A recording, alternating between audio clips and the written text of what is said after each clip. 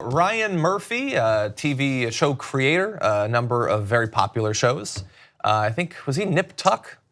Anyway, he's done a lot of the big ones, and he's got another one coming up. Might be a little bit controversial. It is called Consent, and it's apparently going to center on the Hollywood fallout born from the Me Too and Time's Up movements.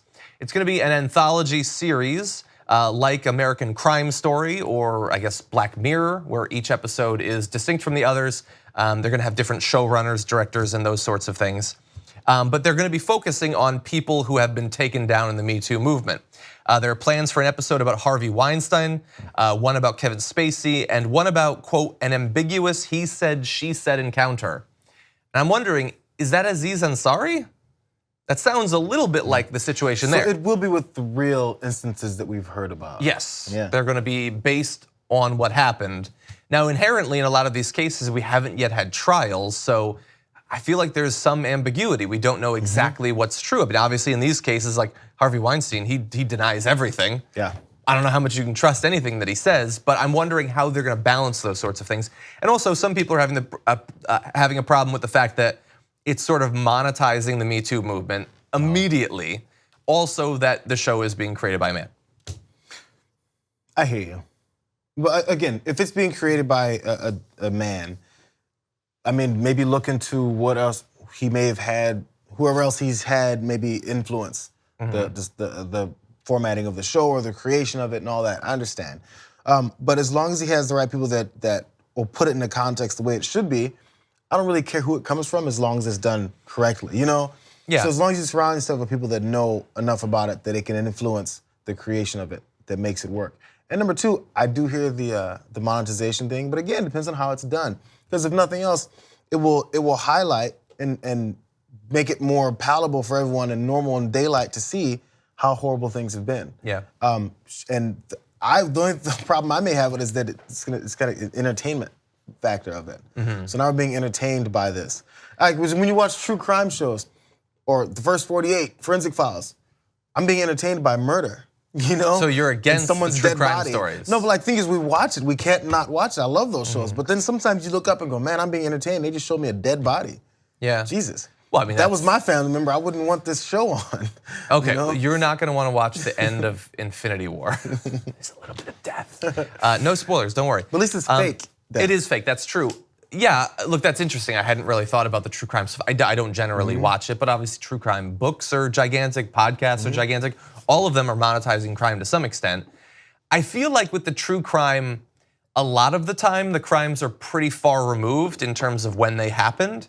What I wonder about this is, like if they do Harvey Weinstein, are they going to do scenes of him attacking actresses? Because that just happened to some of them. I mean, for some of them it's been 10 years, but still very fresh. For some, it just happened. So are they going to be watching this? And even if it didn't just happen, it's just become public knowledge. Yeah. So it's still fresh in everyone else's minds. And part of it, that it being broadcast or I guess dramatized, would be tough to see. And then people know some of these folks' names. Yeah. Yeah, and I guess, I mean, it seems odd that they wouldn't necessarily even be involved in the project. Yeah. But it's not illegal. Like you can make a movie or a TV show about literally anything.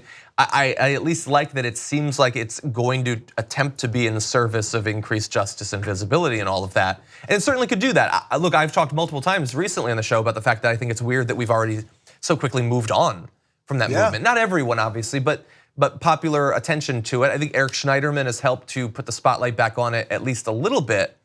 But it's not really on it through Eric Schneiderman. The Eric Schneiderman situation has become more political than it is about the victims. Because the people who are, well, not everyone, but the people who are talking about the Schneiderman situation seem to give a damn about the victims. You're talking about the right-wingers who are gloating over this? Yeah. If you're gloating about someone being assaulted, you're a bad person. That is true. You're like, oh, look what happened. Got her, didn't you, Eric? Calm down. You're a little too excited over abuse right now. Yeah. You know? Yeah. So that's disturbing. But my question to you is, are you now gonna watch this, do you think? Are you gonna watch it? This I don't know. I mean, series? it's gonna be on Netflix, and I try to watch a lot of Netflix. I have watched some of Ryan Murphy's stuff in the past. I don't know. It's a little bit odd, and like I said, I don't normally watch the true crime stuff. You? I do. That's what I'm saying. Like, think I you end up will? seeing it, like Okay. those shows, The First 48, Forensic Files, all those, the Dateline NBCs, even when I catch it, it's fun. It's Yeah. crazy, but you're sitting there, you're enjoying watching this morbid topic. Yeah. I do think, look, one of the reasons I decided to put this on the show is we'd previously talked about the possibility that Charlie Rose was going to host some sort of atonement show for those who had been taken down. I think this is probably less likely to offend and it will probably have more value. But if they're gonna do it, I would say a couple of things he needs to do is, one, Ryan Murphy can't stop being Ryan Murphy. He can't make himself not be a man. I understand he's gonna still have his career, and if he wants to make this project, he's gonna do it. But I would say if you're gonna have different creators for each episode, I would try to have a healthy dose of female creators and directors. Yeah, Yeah, and to the extent that he does have influence over the content, I would try to present the point of view of the victims as opposed to sort of glorifying in the perversion and the crime. He's got to be very careful. These are just a few of the things he has to think about. Yeah. He should bring you on as a consultant for the I think project. he should. True North just came out. It's available on Go90. Apparently the reviews are very positive. It's doing very well. I think I can bring that same sort of polar bear focused horror to Consent. To wrap this up, John is on True North. In case you guys aren't making this clear, John, this is his debut show. He's a big deal. Thank you very much. Google him.